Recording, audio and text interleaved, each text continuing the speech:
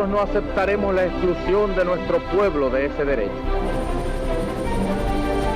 Mr. Gorbachev, tear down this wall.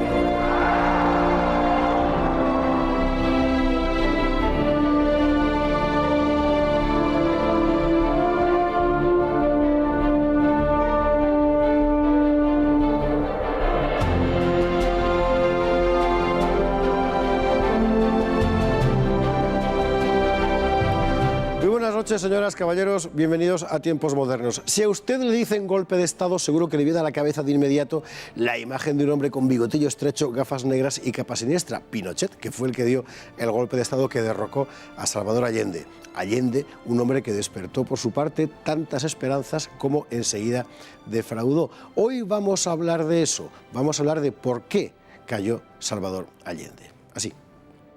Chile, septiembre de 1973. Las Fuerzas Armadas dan un golpe de Estado contra el presidente socialista Salvador Allende.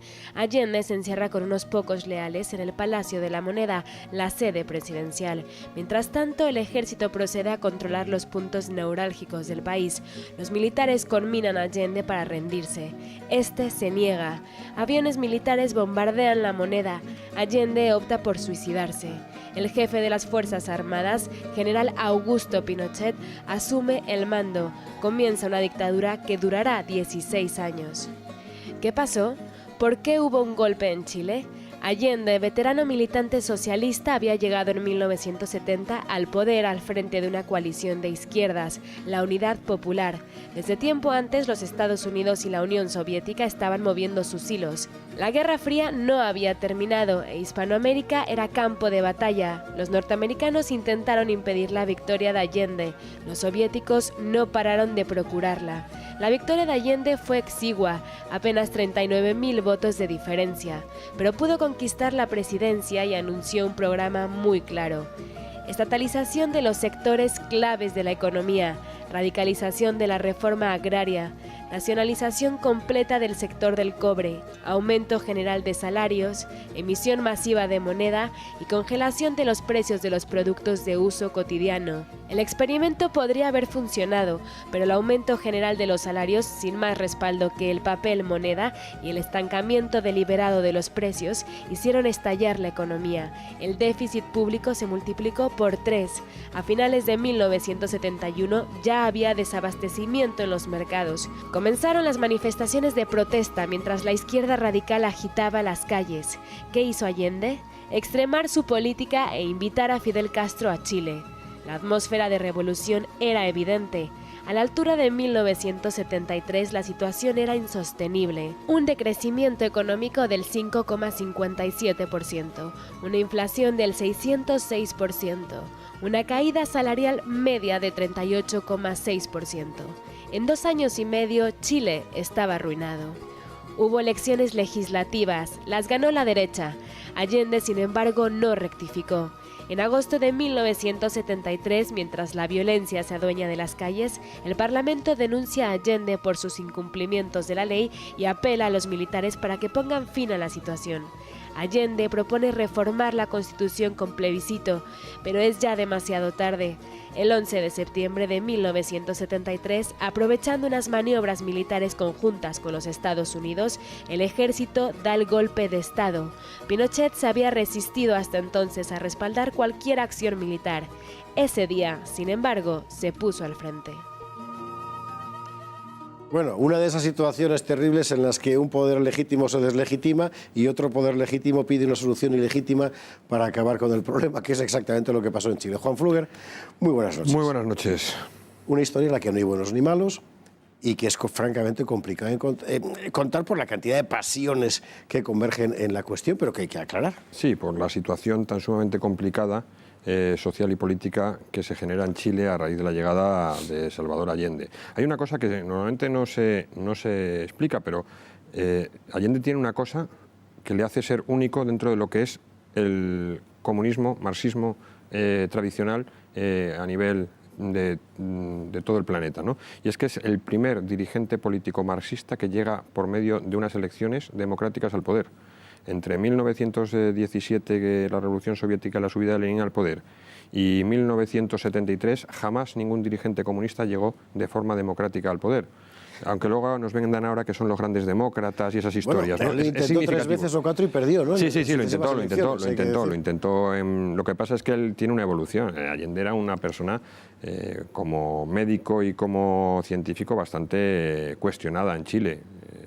Una persona que proponía practicar la eugenesia con los mendigos, es decir, de ahí para arriba tenía auténticas barbaridades. El último duelo a pistola que hay en Chile lo protagoniza él precisamente, Allende, un personaje, en fin, fuera de lo común. El hecho es que llega al poder en el año 70 después de una experiencia de gobierno democristiana que ha empezado ya una política de nacionalizaciones, todo se ha dicho, y por así decir, él encauza muchas esperanzas populares, pero hay que recordar que vence en unas condiciones muy precarias, apenas unos pocos miles de votos por encima del candidato de la derecha. Claro, ahí el partido, la Unidad Popular de Allende, obtiene el 33% de los votos. El Partido Nacional, que es la derecha conservadora de toda la vida, obtiene el 32,3% de los votos, es decir, el 0,7% en una población como era la de Chile, con un censo de apenas 14 millones de votantes, que es prácticamente nada, un puñado de votos.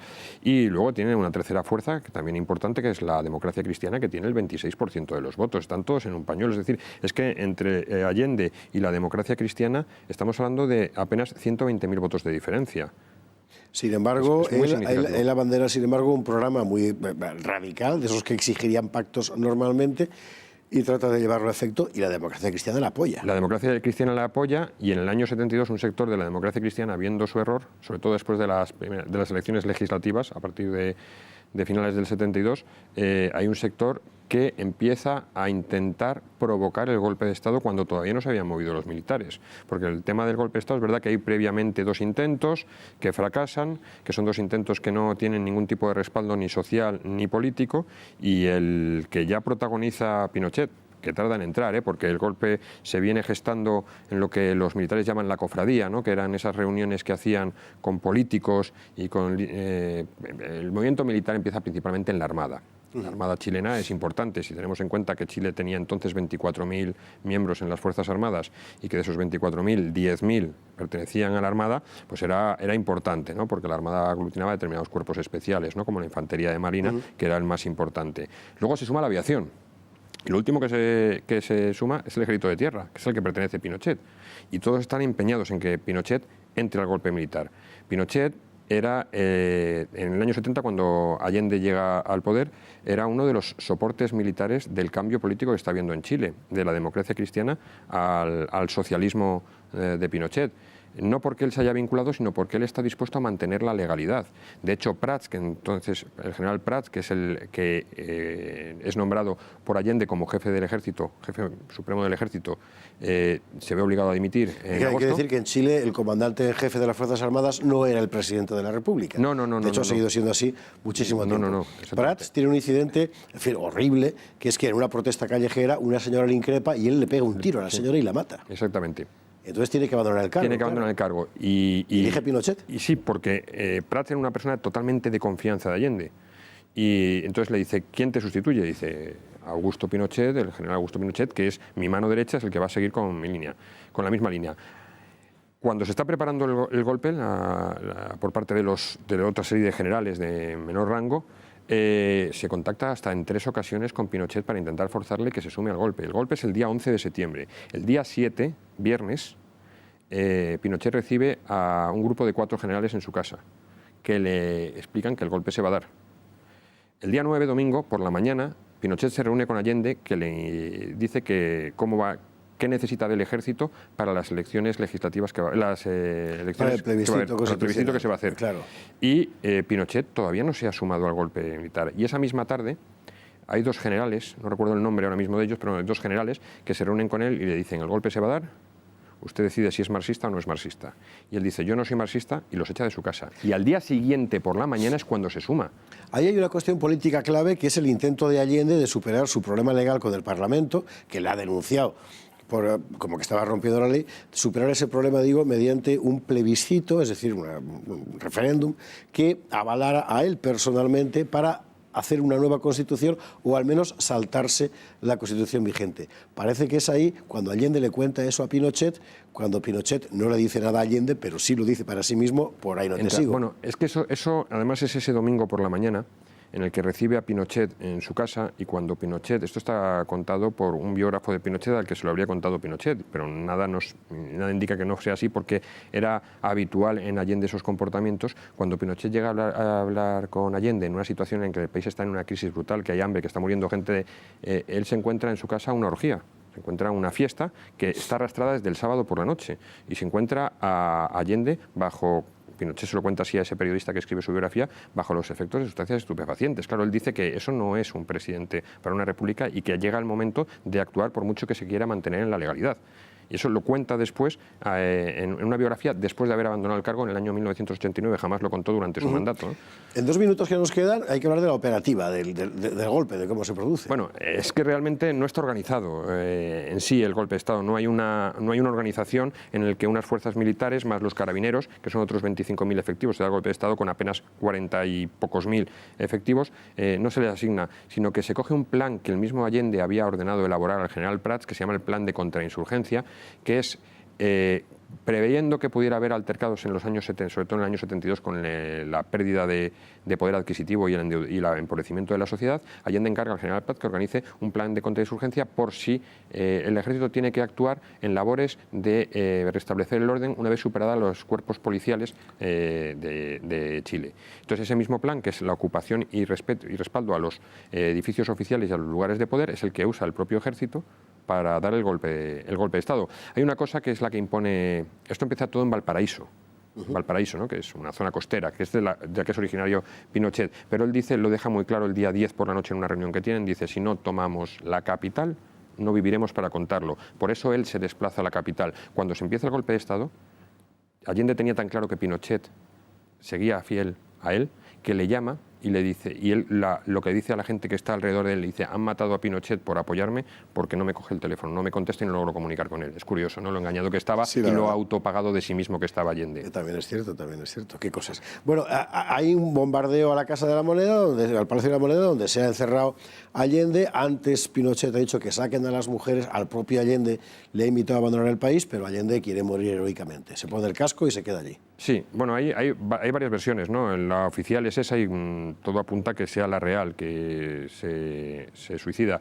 Pero su guardia personal ya no son personas chilenos, los que le acompañan, los que aparecen en las imágenes son cubanos. Y hay una versión que es que fue asesinado por los propios cubanos para evitar que saliera con vida y pudiera contar en la colaboración que estaba teniendo con Fidel Castro, que empeoraría la situación política. Y que hemos visto efectivamente en el vídeo. Es un episodio realmente interesantísimo. Lástima que no quede tiempo para más, pero algún día lo prolongaremos porque, por supuesto, habrá que hablar también de lo que fue la dictadura de Pinochet, la represión y los logros objetivos en materia técnica que tuvo. En fin. Juan Fluger, muchísimas gracias. Gracias a ti, como siempre. Buenas noches. Y a ustedes, como siempre, muchísimas gracias. Hasta un nuevo programa de Tiempos Modernos.